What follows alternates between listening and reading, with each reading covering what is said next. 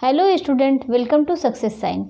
तो पिछली क्लास में हम लोगों ने क्या देखा था, विटामिन के के बारे में पढ़ा था और इसका रासायनिक नाम क्या था, नेफ्थोक्विनोन के बारे में देखा था। और इसका कार्य क्या हो रहा था, ये ब्लड क्लॉटिंग का काम करता है, ये रक्त का थक्का जमाता है। और इसमें हमने क्या देखा था, हिपेरिन का काम क्या होता है, जो कि रक्त का थक्का बनने से रोकता है।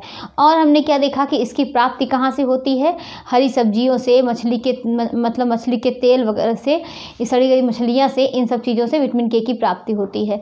और ये कैसा एक प्रोविटामिन होता है। तो इन सब के बारे में हमने विटामिन के बारे में पढ़ा है, पूरा डिटेल में पढ़े हैं हम लोग। अब हम लोग आज स्टार्ट करते हैं, क्या स्टार्ट करते हैं, मिनरल्स।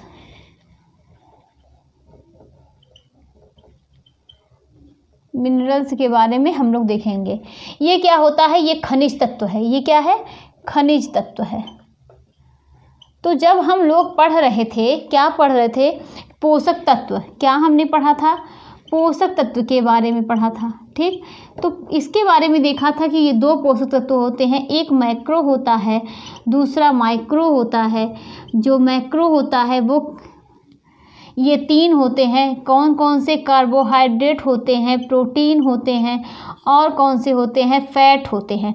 ये हम तीन पढ़ रहे थे। ये तीनों हमें क्या देते हैं, ऊर्जा देते हैं। कार्बोहाइड्रेट से 4.2 कैलोरी हमें ऊर्जा प्राप्त होती है 1 ग्राम कार्बोहाइड्रेट खाने पर। 1 ग्राम प्रोटीन का जब हम लेते हैं आहार में, तो भी हमें 4.2 किलो कैलोरी ऊर्जा प्राप्त होती है। और उसके बाद जब हम फैट का, 1 ग्राम फैट का भी हम लोग लेते हैं, तो हमें 9.2 किलो कैलोरी ऊर्जा प्राप्त होती है। तो इतना हम लोग क्या हुए थे कि इसको हम लोग कंप्लीट कर चुके थे। ठीक, उसके बाद हम लोगों ने क्या देखा कि मैक्रोन्यूट्रिएंट 2 होते हैं, जिसमें पहला कौन सा होता है, विटामिन होते हैं। विटामिन में हम लोगों ने क्या पढ़ा, विटामिन ए पढ़ा, बी पढ़ा। बी के पूरे कितने मेंबर होते हैं, 8 मेंबर होते हैं, उसको हम लोगों ने देखा। फिर विटामिन सी के बारे में देखा, विटामिन सी देखा। फिर विटामिन डी देखा। फिर उसके बाद क्या पढ़ा हम लोगों ने, विटामिन ई हम लोगों ने पढ़ा। फिर विटामिन के पढ़ा। ठीक, अब बारी किसकी आई है, मिनरल्स की। इतना हम लोग ये न्यूट्रिशन साइंस का इतना हम लोग कंप्लीट कर चुके हैं, इतना कवर कर चुके हैं। अब बचा है मिनरल्स का। मिनरल्स में भी बहुत लंबा है, कई मिनरल्स होते हैं, कितने खनिज तत्व होते हैं, इसके बारे में हम लोग पढ़ेंगे। तो ये कैसा पदार्थ है, अभी तक जो भी हम लोग पढ़ रहे थे, ये तीनों, ये सब क्या थे, कार्बनिक पदार्थ थे ये सब ना। अब ये मिनरल्स के बारे में पढ़ेंगे, ये कैसे पदार्थ होते हैं, ये अकार्बनिक पदार्थ होते हैं, ये माइक्रोन्यूट्रिएंट होते हैं। और ये क्या करते हैं, ऊर्जा देने का कार्य नहीं करते हैं। ऊर्जा देने का कार्य कौन कर रहा था, जो मैक्रोन्यूट्रिएंट थे वो क्या काम कर रहे थे, ऊर्जा देने का कार्य कर रहे थे। लेकिन जो माइक्रोन्यूट्रिएंट है, ये क्या काम करते हैं, ऊर्जा नहीं हमें देते हैं। ठीक, इनसे हमें किसी प्रकार की ऊर्जा नहीं मिलती है। तो इसका मतलब ये नहीं है कि इसकी ज़रूरत हमारे शरीर में नहीं है, इसकी भी ज़रूरत है। अगर इन सब की ज़रूरत पड़ती है, अगर हमारा शरीर है, ये मान लीजिए हमारा शरीर है, ठीक, तो इसमें 96% अगर आप मान लीजिए किसका पूरा तत्व है, ये मैक्रो है। अगर 96% ये मैक्रो है, तो 4% कितना हो गया, 4% का स्थान कौन ले लेता है, माइक्रोन्यूट्रिएंट ले लेता है। ठीक, कितना ले लेता है, 4%। ये 4% इसमें क्या है, ये सब हैं मिला के। और ये 4% जो होते हैं, ये खनिज तत्व का हो जाता है, जिसमें से ये खनिज तत्व जो 4% होते ही हैं, जिसमें से 2% सिर्फ सोचिए, सिर्फ 2% किसका कार्य हो जाता है, 2% का स्थान कौन ले लेता है, सोडियम ले लेता है। कौन ले लेता है, 2%, 4% में, सॉरी ये सोडियम नहीं, कैल्शियम ले लेता है। 2% कौन ले लेता है, कैल्शियम ले लेता है, कैल्शियम। ठीक, तो अगर देखा जाए 4% में सबसे ज़्यादा ये आधा तो कैल्शियम का ही हो गया। फिर उसके बाद जो है और सब सारे खनिज तत्व हैं, वो सब अपना स्थान लेते हैं। फिर उसके अब हम लोग स्टार्ट करते हैं पोषक तत्व, ये खनिज तत्व के बारे में, इसके बारे में हम लोग समझते हैं।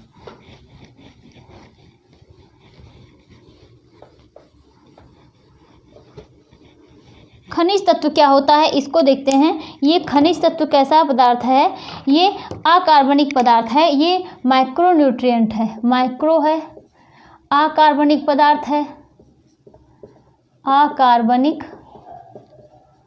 पदार्थ है। ठीक, ये एक माइक्रोन्यूट्रिएंट है। और क्या देखते हैं कि इससे हमें ऊर्जा नहीं मिलती है, इससे हमें ऊर्जा नहीं मिलती है, नहीं मिलती है।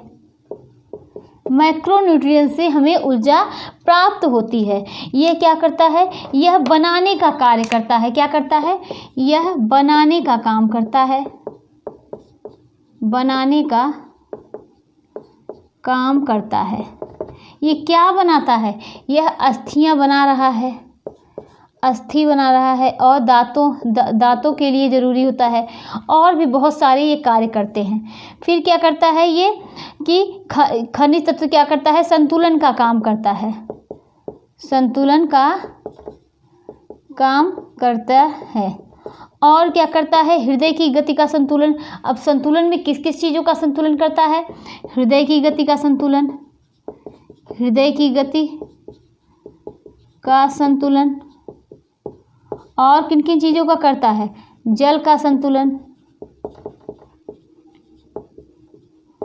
और किसका, कि पराशरण का संतुलन,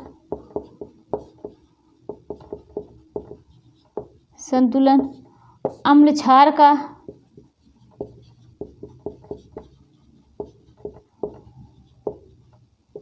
संतुलन, तापक्रम का संतुलन।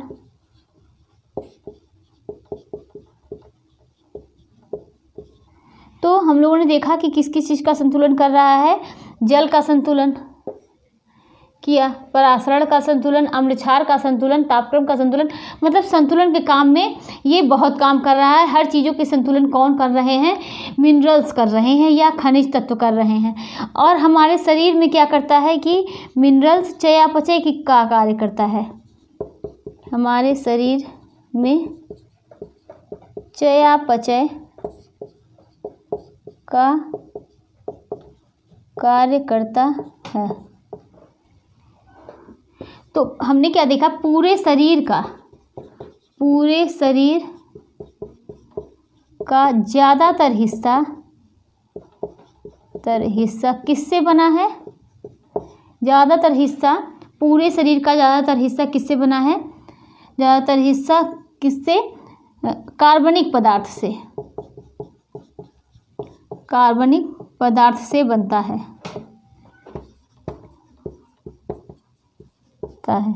कितना, मतलब 96%, मान लीजिए 96% ये कार्बनिक पदार्थ बनता है। और 4% में क्या होता है, खनिज लवण आते हैं, खनिज लवण आते हैं।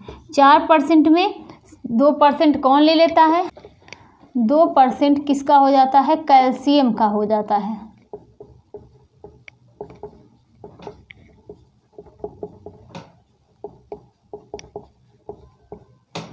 और सबसे ज़्यादा मात्रा में क्या होता है, कैल्शियम होता है, सबसे ज़्यादा मात्रा में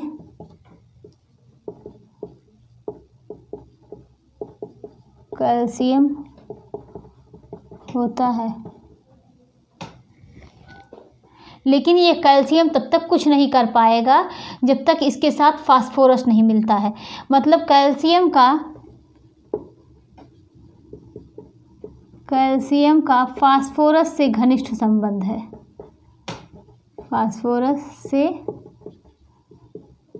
घनिष्ठ संबंध होता है। तो हम लोगों ने इतनी चीज़ें देखी, ये कि इसके क्या, मतलब ये क्या है, खनिज तत्व एक माइक्रोन्यूट्रिएंट है, अकार्बनिक पदार्थ है, और इससे हमें किसी प्रकार की ऊर्जा नहीं मिलती है।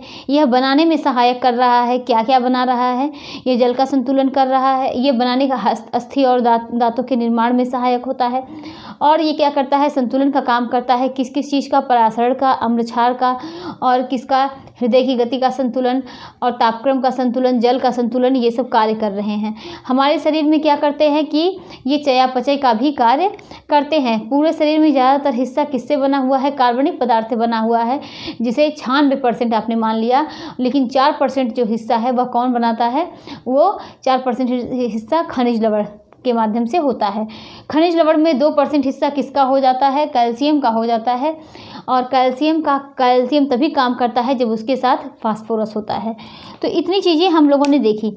अब हम लोग देखेंगे कि खनिज तत्व का क्या वर्गीकरण, जैसे हम लोगों ने सबका वर्गीकरण किया है वैसे इसके बारे में भी देखेंगे।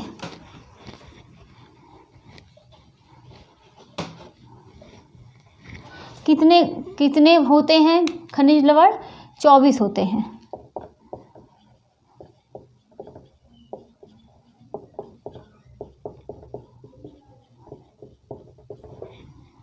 वर्गीकरण क्या 24 होते हैं खनिज तत्व ना, 24 खनिज तत्व होते हैं। अब इसमें से कौन कौन से होते हैं ये देखते हैं कि 24 होते हैं इसके। अब ये कितने आधार पर होते हैं? 3 के आधार पर। इसके पहले इसको देखते हैं। एक संरचना के आधार पर, आवश्यकता के आधार पर, कार्य के आधार पर। 3 पढ़ेंगे। संरचना के आधार पर, आवश्यकता के आधार पर,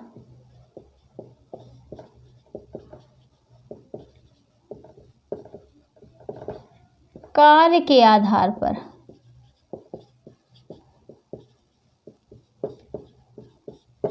ये 3 हो गए। दूसरा, तीसरा। तो मिनरल्स जो होते हैं, खनिज तत्व कितने होते हैं? 24 होते हैं। 24 के बारे में हम लोग देखेंगे, लेकिन कुछ के बारे में थोड़ा डिटेल में पढ़ेंगे। कुछ जो है जो इम्पॉर्टेंट है उसको ज़्यादा थोड़ा सा अच्छे से डीप पढ़ेंगे, और जो उतना ज़रूरी नहीं है उसको हल्के में थोड़ा बहुत देख लेंगे। संरचना के आधार पर, आवश्यकता के आधार पर, कार्य के आधार पर, इन तीनों के आधार पर हम देखेंगे। अब ये क्या होते हैं खनिज तत्व जो होते हैं, इसके आगे देखते हैं। पहला हम लोग स्टार्ट करेंगे संरचना के आधार पर। ये 3 होते हैं। संरचना के आधार पर कितने होते हैं? 3। कौन कौन से होते हैं? पहला क्या होता है? स्वतंत्र, दूसरा संयुक्त, तीसरा खनिज।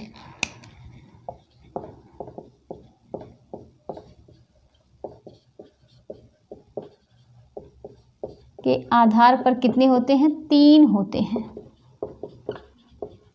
कौन कौन से होते हैं? पहला स्वतंत्र, दूसरा संयुक्त, तीसरा खनिज।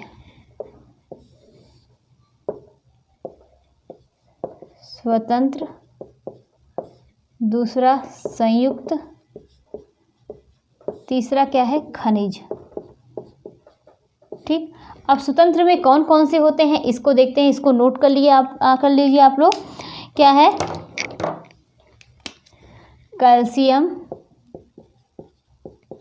कैल्शियम है, फास्फोरस है, जिंक है, मैग्नीशिया है। कैल्शियम, फास्फोरस, जिंक, आयोडीन है, मैग्नीशिया है, आयोडीन है, कॉपर है। कौन कौन से? Calcium, phosphorus, zinc, iodine, magnesia, copper. ठीक, इतने हो गए। Calcium, phosphorus, zinc, magnesia, iodine, copper. अब आगे हम लोग देखते हैं कि ये संयुक्त हो गया। इतना हम लोगों ने देखा संयुक्त क्या होता है। ये संयुक्त के बारे में समझते हैं। इसमें क्या होता है? संयुक्त के नाम से ही पता है कि मतलब संयुक्त मतलब किसी 2 चीज़ों का जुड़ना ना। तो ये संयुक्त क्या होते हैं? इसमें क्या होते हैं? इसमें एक कार्बनिक होता है, एक कार्बनिक पदार्थ होगा। इसको बाद में हम लोग समझते हैं खनिज। पहले संयुक्त के बारे में समझ लेते हैं। इसमें एक कार्बनिक पदार्थ होगा और दूसरा जो होता है, दूसरा खनिज तत्व होगा। इसमें क्या होता है? संयुक्त में एक कार्बनिक पदार्थ होगा, दूसरा क्या होगा? खनिज तत्व होगा। अब ये जो कार्बनिक पदार्थ होगा ये क्या होता है? कार्बनिक पदार्थ जो होगा, जैसे कि हम लोग देखते हैं, जैसे कि कार्बनिक पदार्थ में 3 होते हैं ना, कार्बन, हाइड्रोजन, ऑक्सीजन। ये कार्बनिक पदार्थ हो गए। ये कार्बोहाइड्रेट, और ये क्या हो गया? कार्बोहाइड्रेट, प्रोटीन और फैट। ये 3 हो गए। कौन कौन से कार्बनिक पदार्थ हो गए? कार्बोहाइड्रेट हो गया, प्रोटीन हो गया, फैट। तो संयुक्त में मतलब दो चीज़ें होंगी, एक कार्बनिक पदार्थ रहेगा, तो कार्बनिक पदार्थ में ये तीनों आ गए, और दूसरा खनिज तत्व रहेगा। तो खनिज तत्व में देखिए, अभी हम आप लोग नोट करिए, संयुक्त में ये दूसरा खनिज तत्व होगा। तो ये क्या हो गया, जैसे आप एग्जाम्पल में लिखिए हीमोग्लोबिन। हीमोग्लोबिन इसमें क्या है? इसमें एक हीम है, दूसरा क्या है? ग्लोबिन है। हीम क्या है? आयरन है। तो आयरन क्या है? आयरन जो है वो ये मतलब खनिज तत्व है, और दूसरा ग्लोबिन है, प्रोटीन है।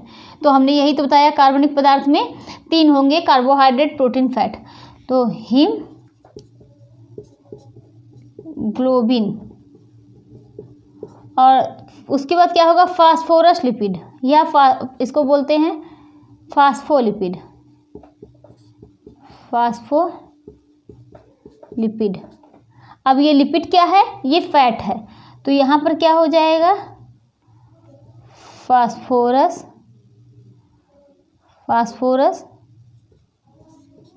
लिपिड हो गया। ठीक, फिर फास्फोप्रोटीन।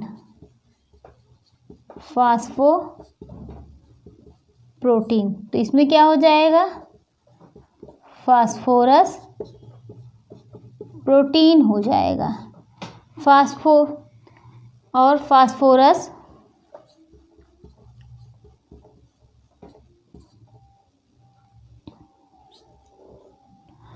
फिर उसके बाद फास्फोरस, ग्लूकोज और क्या? लिपिड। ये क्या बनेंगे?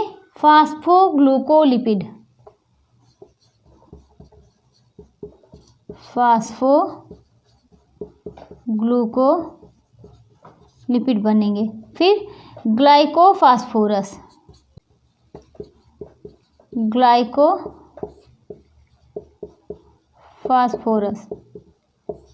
अब इसमें क्या बनेंगे? इसमें क्या होगा? ग्लाइकोफास्फोरस में ग्लाइको प्लस फास्फोरस। तो इतनी चीज़ें हम लोगों ने देखी।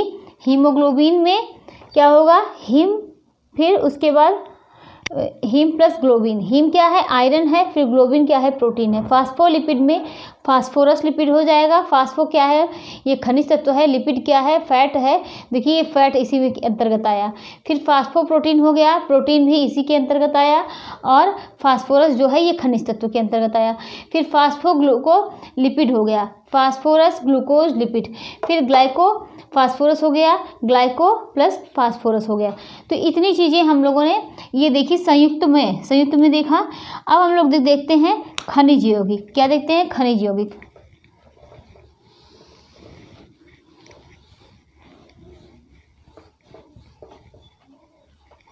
खनिज यौगिक क्या होता है? खनिज यौगिक इसे अकार्बनिक यौगिक भी कहते हैं। इसे क्या कहते हैं? अकार्बनिक यौगिक भी कहते हैं। तो खनिज को क्या कहते हैं? अकार्बनिक यौगिक कहते हैं। ठीक, एक खनिज दूसरे खनिज से क्या होंगे? इसे अकार्बनिक यौगिक कहेंगे। इसमें दो क्या होंगे? एक खनिज रहेगा, दूसरा भी खनिज रहेगा। उसमें क्या था? संयुक्त में एक खनिज था, दूसरा खनिज नहीं था ना। दूसरा क्या था कि कार्बोहाइड्रेट, प्रोटीन, फैट मतलब एक कार्बनिक पदार्थ था। लेकिन ये अकार्बनिक यौगिक भी इसे कहेंगे। इसमें दोनों क्या होंगे? खनिज होंगे। इसको देखते हैं, ये अकार्बनिक यौगिक भी कहते हैं। इसमें एक खनिज का दूसरे खनिज से मिलाप होगा, या दोनों खनिज होंगे। इसमें एक खनिज का दूसरे खनिज से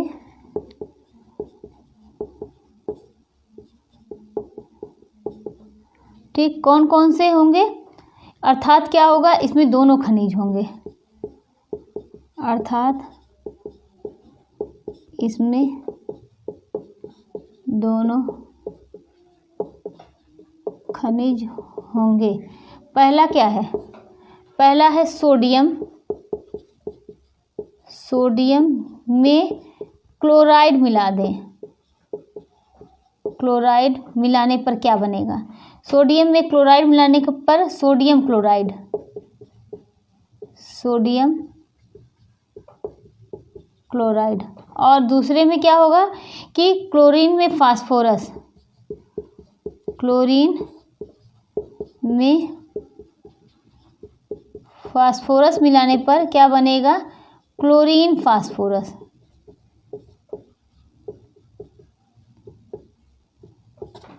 तीसरा क्या है? कैल्शियम में फास्फोरस मिलाने पर,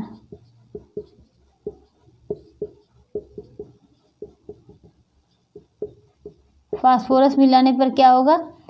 कैल्शियम फास्फोरस।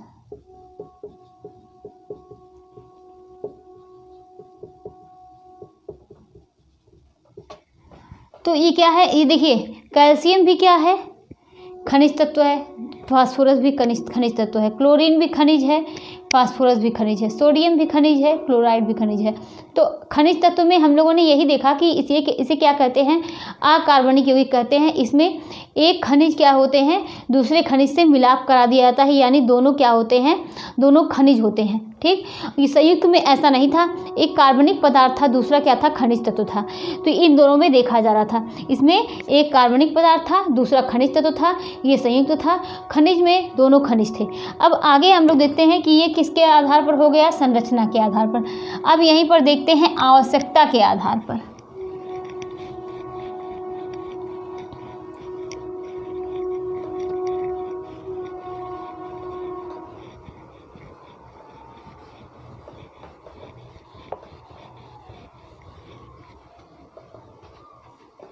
अब आवश्यकता के आधार पर देखते हैं कि एक मेजर मिनरल्स होगा, मतलब एक यहाँ पर लिख देते हैं आवश्यकता, आवश्यकता के आधार पर ये कितने होते हैं? ये 2 होते हैं। वो 3 थे, ये 2 हुए। एक क्या हो गया? मुख्य हो गया, एक मुख्य खनिज, इसको क्या बोलेंगे? Major minerals. और दूसरा क्या हो गया? गौड़ खनिज। अब ये मुख्य खनिज क्या होता है? इसकी हमारे शरीर में क्या होती है? हमारी बॉडी में इसकी ज़्यादा ज़रूरत होती है, इसकी हमारे शरीर में ज़्यादा ज़रूरत होती है। तो मुख्य खनिज में इसकी हमारे शरीर में क्या होती है? ज़्यादा ज़रूरत होती है। ये कौन कौन से होते हैं? कैल्शियम होता है इसमें, फास्फोरस होता है, पोटेशियम, सल्फर, यही सब देखते हैं। इसमें क्या देखते हैं?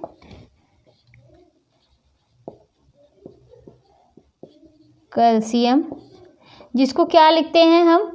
Ca। और फास्फोरस, इसको क्या? P। पोटेशियम, पोटेशियम को क्या लिखते हैं? K। और क्या? सल्फर, सल्फर को S लिखते हैं, सोडियम को Na लिखते हैं, सोडियम को Na लिखते हैं। क्लोरीन, क्लोरीन को क्या लिखेंगे? क्लोरीन को Cl लिखेंगे। मैग्नीशिया को क्या लिखेंगे? मैग्नीशिया को Mg लिखेंगे। ठीक, तो इसकी हमारे शरीर में ज़्यादा ज़रूरत होती है। कौन कौन से होते हैं? देखिए कितने हो गए? 1 2 3 4 5 6 7। तो इसकी हमारे शरीर में ज़्यादा ज़रूरत होती है।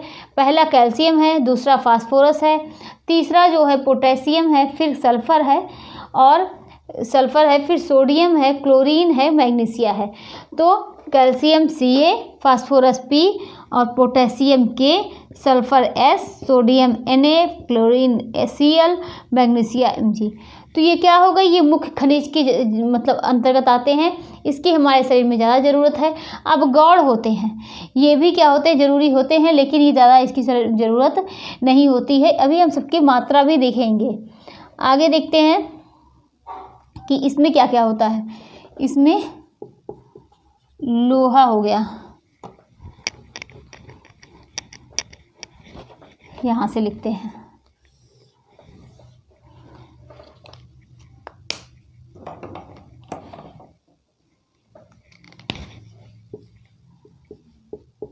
लोहा हो गया, लोहा को क्या लिखते हैं, Fe।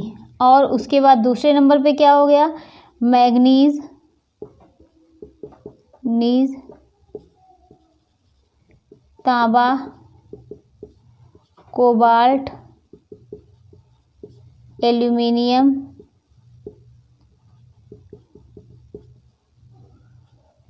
और जिंक,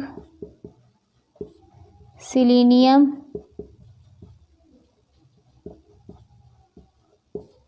और क्या, फ्लोरीन, ब्रोमीन, आयोडीन।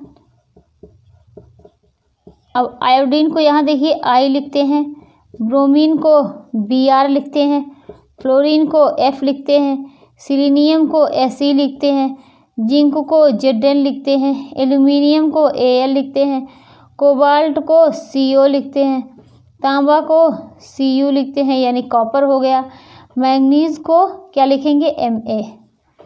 तो ये इतने हो गए। और आगे बढ़ते हैं इधर, अभी कुछ और, क्योंकि ये पूरे कितने होते हैं, 24 होते हैं ना, तो इधर 7 हुआ और अभी ये पूरे 24 नहीं हुए हैं। आगे देखते हैं कि ये गौड़ होते हैं, क्रोमियम,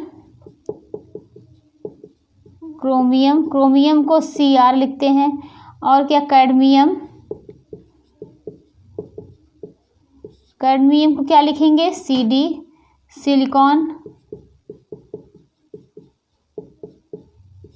सिलिकॉन को क्या लिखेंगे, Si, निकिल, आर्सेनिक, वेनेडियम,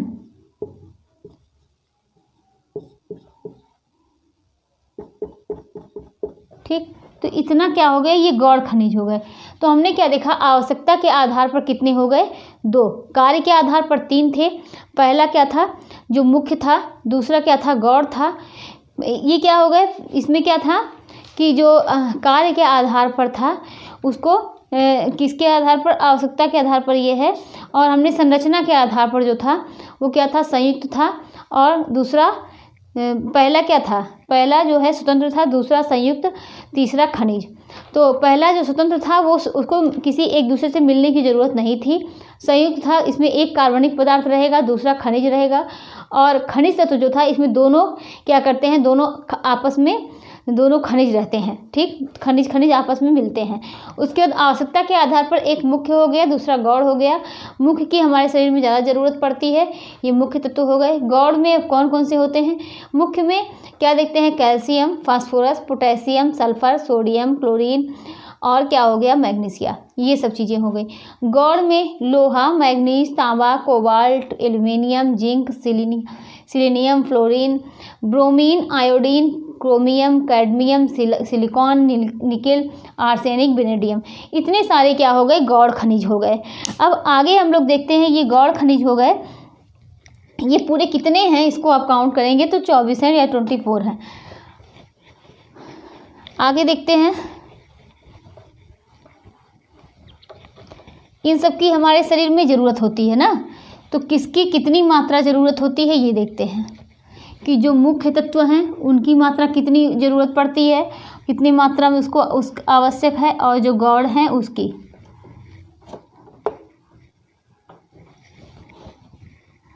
मुख्य खनिज तत्व की मात्रा,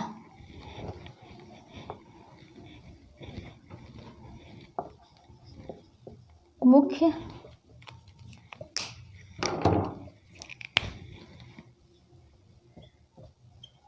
खनिज तत्व की हमारे शरीर में मात्रा की आवश्यकता। अब ये मुख्य खनिज तत्व के हमारे शरीर में मात्रा की आवश्यकता कितनी होती है इसको देखते हैं। एक तरफ लिखते हैं खनिज, दूसरी तरफ खनिज, दूसरा मात्रा। अब ये क्या हो गया, कैल्शियम। कैल्शियम को हमने बताया था कितने परसेंट में, 2%। और ये क्या हो गया, फास्फोरस। फास्फोरस का कितना परसेंट होगा, 1%। उसके बाद क्या हो गया, मैग्नीशियम।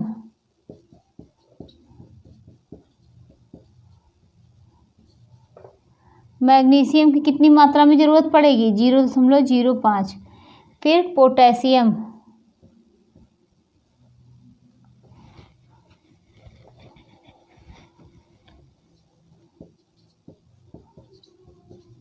पोटेशियम की हमारे शरीर में 0.35। फिर सोडियम। सोडियम की ज़रूरत 0.15। क्लोरीन की ज़रूरत, क्लोरीन की भी ज़रूरत कितनी हो गई, 0.15। उसके बाद क्या बचा कि गंधक। गंधक की हमारे शरीर में ज़रूरत 0.25। तो ये सबकी क्या हो गई, मात्रा हो गई। खनिज तत्व की हमारे शरीर में मात्रा की आवश्यकता, ये क्या हो गए मुख्य। अब गौड़ को देखते हैं।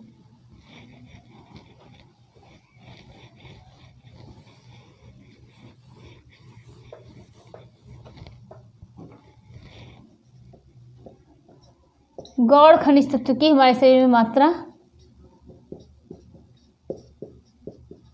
खनिज तत्व इसमें कौन से होते हैं, लोहा, तांबा, आयोडीन, यही सब है ना।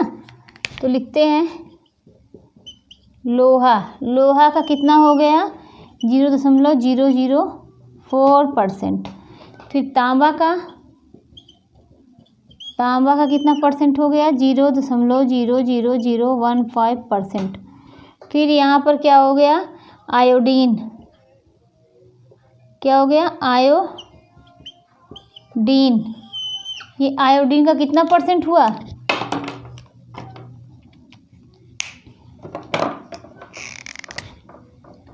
4%। फिर कोबाल्ट। कोबाल्ट की मात्रा की ज़रूरत कितनी होती है, यहाँ पर ये इसको बोलते हैं न्यून, ठीक। और जिंक, ये भी न्यून लिख लीजिए। फ्लोरीन,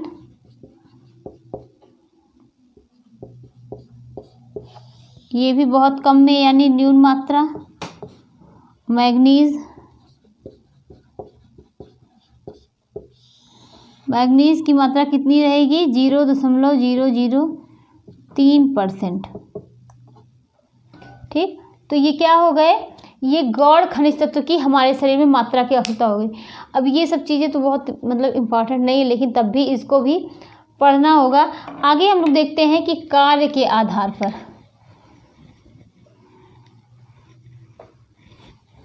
कार्य के आधार पर वर्गीकरण 3 था। कौन कौन से थे, 2 हम लोग जिसमें से पढ़ चुके हैं, संरचना के आधार पर और किसके आधार पर, आवश्यकता के आधार पर। अब कार्य के आधार पर वर्गीकरण करेंगे, ये 2 होते हैं। कार्य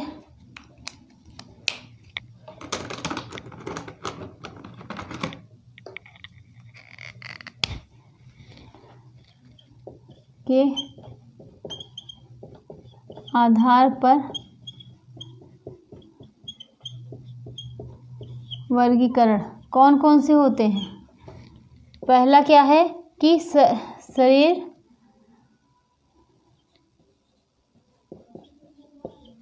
शरीर जो होता है वह निर्माणात्मक तत्व,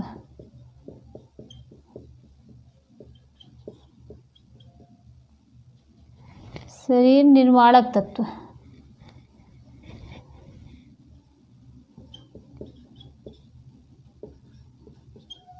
दूसरा कौन सा हो गया, ये शरीर निर्माणक तत्व हो गया। दूसरा शरीर नियंत्रण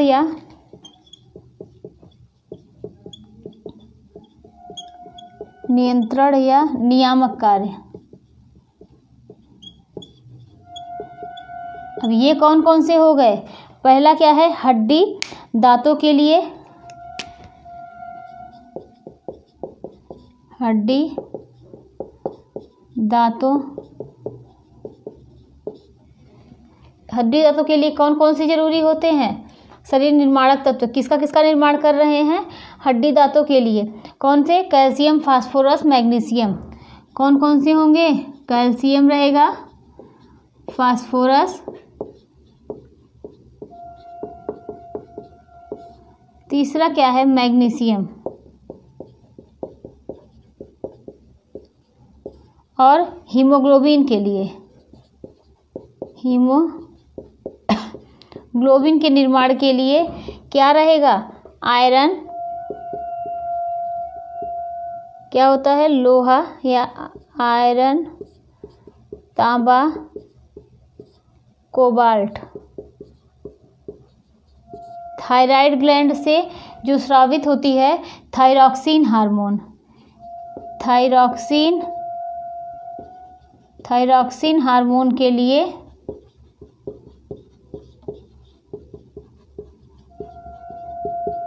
आयोडीन। तो ये क्या है? शरीर निर्माणक तत्व है। अब शरीर नियंत्रण या क्या है? या नियामक कार्य, इसमें क्या होते हैं? रक्त में अम्ल और क्षार का संतुलन। किसका किसका संतुलन होगा? रक्त में अम्ल क्षार का संतुलन। और क्या होगा? रक्त में पीएच मान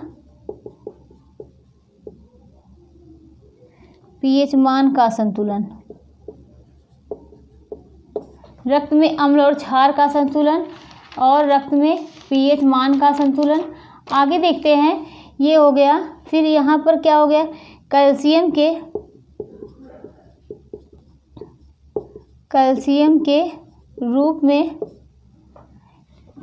के रूप में क्या करेगा? रक्त जमाने की प्रक्रिया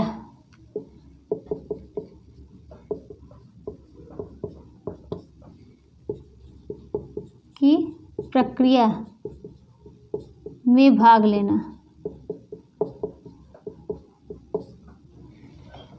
और हृदय की धड़कन को सामान्य बनाए रखने के लिए, इसके लिए हृदय की धड़कन को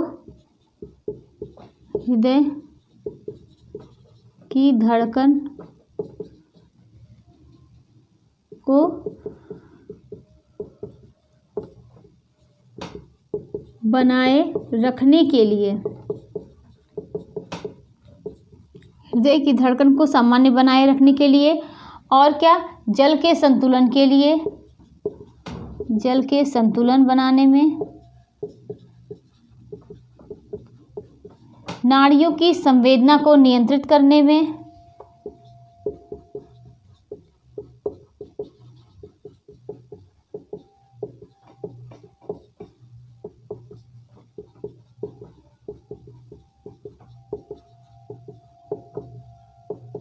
और पाचक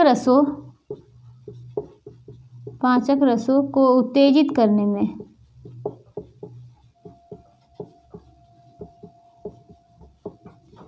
मांसपेशियों के संकुचन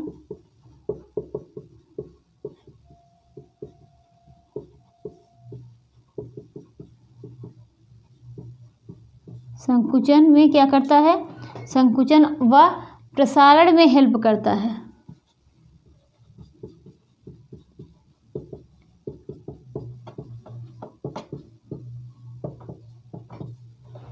तो इतना क्या होता है? ये कार्य के आधार पर इनका वर्गीकरण हुआ। कौन कौन से? कि शरीर निर्माणक तत्व, हड्डी दांतों के लिए किसका किसका आवश्यकता पड़ती है? कैल्शियम, फास्फोरस और मैग्नीशियम की ज़रूरत पड़ती है। फिर हीमोग्लोबिन, आयरन, तांबा, कोबाल्ट, थायरॉक्सिन हार्मोन के लिए आयोडीन की ज़रूरत पड़ती है। और क्या होता है? शरीर में जो आमाशयिक रस बनता है, शरीर में क्या बनता है? आमाशयिक रस बनता है, उसके लिए क्या होता है? किसकी ज़रूरत पड़ती है? यहाँ पर नोट कर लीजिए, शरीर में आमाशयिक रस बनता है। क्या होता है? इस रस के निर्माण के लिए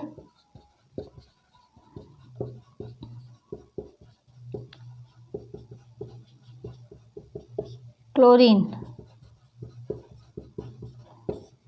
ठीक ठीक, उसके बाद शरीर नियंत्रण या नियामक कार्य, रक्त में अम्ल क्षार का संतुलन या पीएच मान का संतुलन। और कैल्शियम में क्या करता है कि कैल्शियम के रूप में रक्त जमाने की प्रक्रिया में भाग लेना, हृदय की धड़कन को सामान्य बनाए रखने के लिए, जल के संतुलन के लिए, नाड़ियों की संवेदना को नियंत्रित करने के लिए, पाचक रसों को उत्तेजित करने के लिए, मांसपेशियों के संकुचन व प्रसारण में हेल्प करने के लिए। तो इतने क्या हो गए, ये खनिज तत्व हो गए।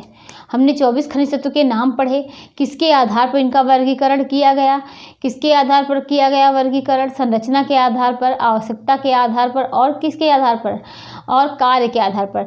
संरचना के आधार पर जो 3 किए गए, और कार्य जो इसमें स्वतंत्र थे, पहला, दूसरा था कि संयुक्त था, जो एक कार्बनिक पदार्थ, दूसरा क्या है खनिज तत्व से मिल रहा था, तीसरा क्या था खनिज तत्व था वो एक खनिज क्या होते हैं दूसरे खनिज से मिल रहे थे। तो इसके बारे में हम लोगों ने देखा था। फिर आवश्यकता के आधार पर देखा था कितने खनिज, कौन कौन से खनिज मुख्य होते हैं, कौन कौन से गौण होते हैं, उसके बारे में हमने देखा था। जो मुख्य होते हैं उनका भी परसेंटेज देखा था, और जो गौण हैं उनका भी परसेंटेज हमने देखा। फिर कार्य के आधार पर इनके कार्य क्या हैं, एक शरीर निर्माणात्मक तत्व होते हैं, दूसरे क्या होते हैं शरीर नियंत्रण या नियामक कार्य का काम करते हैं। तो इन सब के बारे में हम लोगों ने डिटेल देखा। अब नेक्स्ट डे हम लोग क्या देखेंगे, एक एक स्टार्ट करेंगे। पहले दिन क्या हम लोग देखेंगे कैल्शियम के बारे में, जिसकी कितनी परसेंट जरूरत थी, 4% में 4% खनिज तत्व था, जिसमें 2% का स्थान किसने लिया था, कैल्शियम ने लिया था। कितना 2% का स्थान कौन लिया था, कैल्शियम ने 2% का स्थान ले लिया था। ठीक, तो आज की क्लास यहीं समाप्त होती है।